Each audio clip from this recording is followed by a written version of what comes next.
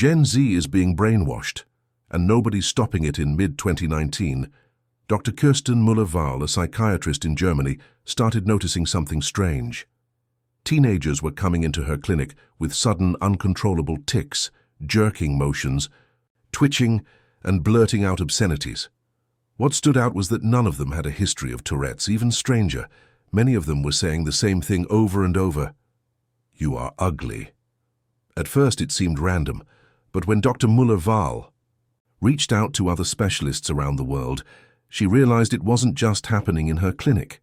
Similar cases were popping up in different countries, all at the same time, and nearly all of them had one thing in common. They were fans of a young German TikTok and YouTube creator named Jan Zimmermann, a 20-year-old who lives with Tourette's and shares his experiences online. In his videos, Zimmermann often blurts out that same phrase, "You are ugly." His content, meant to educate and break stigma, had unexpectedly sparked a new kind of illness. Not real Tourette's, but something else. Doctors later discovered that these teenagers didn't actually have the neurological condition. When told this directly, most of them stopped showing symptoms almost instantly. This strange episode turned into one of the first known cases of social media-triggered mass psychogenic illness. It's not the first time something like this has happened. Hundreds of years ago in Strasbourg, a woman began dancing in the street and couldn't stop. Soon, dozens joined her. By the end, over 400 people were swept into this strange frenzy, and many danced until they collapsed. Some didn't survive. More recent examples include schools where students began fainting or laughing uncontrollably, with no medical explanation. This phenomenon is known as mass psychogenic illness. Real symptoms, but no physical cause. Just people somehow connected, sharing the same fear or stress. But today it spreads faster than ever before, because now we have TikTok. During the pandemic, TikTok exploded in popularity. What started as a fun app for dancing and trends became something far more powerful. It became a window into the thoughts and feelings of a generation. And in that window, attention is the currency. TikTok is designed to keep you hooked, feeding you content, second after second.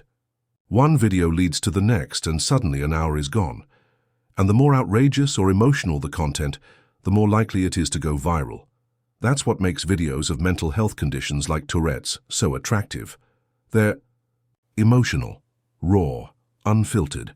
They also offer something else: community, a place where people feel seen, even if they don't fully understand what they're watching.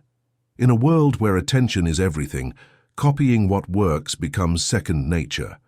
And so what started as one man sharing his condition turned into dozens of teens around the world, mimicking his symptoms, believing deeply that they had them too.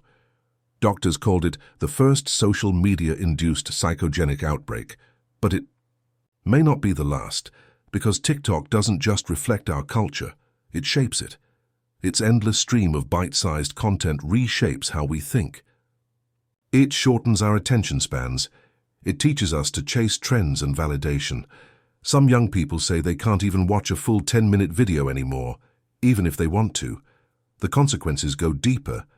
Mental health professionals are seeing more teens walk into clinics convinced they have disorders they saw on TikTok. Bipolar, schizophrenia, depression. They're self-diagnosing, not from symptoms, but from similarities they see online. Sometimes it's a cry for help.